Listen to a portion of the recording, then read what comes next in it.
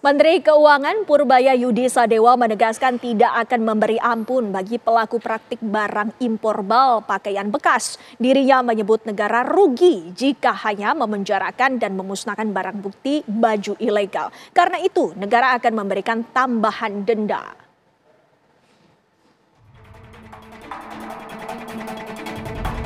Menteri Keuangan Purbaya Yudi Sadewa menegaskan tidak akan segan menangkap pihak yang menentang upaya pemberantasan impor pakaian bekas ilegal. Bahkan Purbaya memastikan pelakunya akan dikenakan denda hingga dimasukkan ke dalam daftar hitam atau blacklist importir. Menurut Purbaya, selama ini baju-baju bekas impor yang masuk ke Indonesia hanya bisa dimusnahkan dan pelaku impor hanya dikenai hukuman penjara tanpa sanksi finansial yang berarti. Siapa yang nolak, saya tangkap duluan. Kalau yang pelaku thrifting yang nolak-nolak itu ya saya tangkap duluan ya, berarti kan dia pelakunya, clear.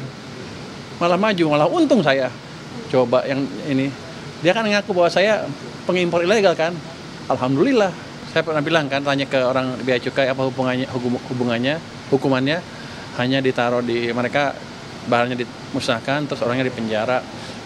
Saya bilang saya rugi, cuma udah ngeluarin uang buat musnahin barang, terus ngasih makan orang lagi. Jadi nanti barangnya dimusnahkan, orangnya denda, dipenjara juga dan akan di blacklist. Yang terlibat itu saya akan larang impor seumur hidup.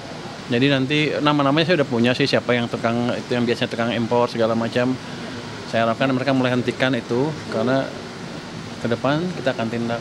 Sekarang pun. Maka dari itu, Purbaya berharap pedagang-pedagang di pasar seperti Pasar Senen beralih menjual barang-barang produk UMKM dalam negeri. Pasar Senen yang dikelola Perumda Pasar Jaya milik Pemprov DKI Jakarta terkenal dengan koleksi pakaian bekas impor atau thrifting berkualitas. Pasar ini menawarkan barang branded dengan harga terjangkau. Sejumlah pembeli menuturkan memilih thrifting dikarenakan produk lokal masih sulit untuk dijangkau baik harga dan kualitas.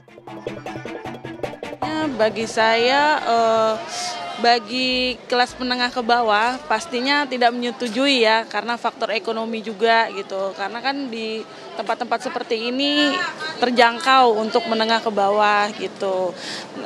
Bajunya juga branded kan, di sini banyak merek bagus lah, tapi harga miring, jadi terjangkau gitu. Namun kalau kita menggunakan UMKM atau mall gitu kan, mungkin setujunya bagi yang menengah ke atas pastinya gitu, yang menyetujui seperti itu.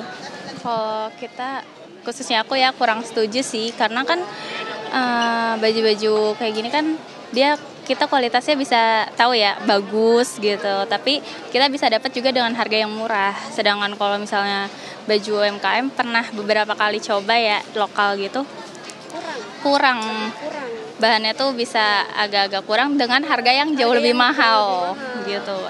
Lebih bagusan kayak thrifting kayak gini, harganya juga masih terjangkau tapi kualitasnya juga lumayan bagus gitu.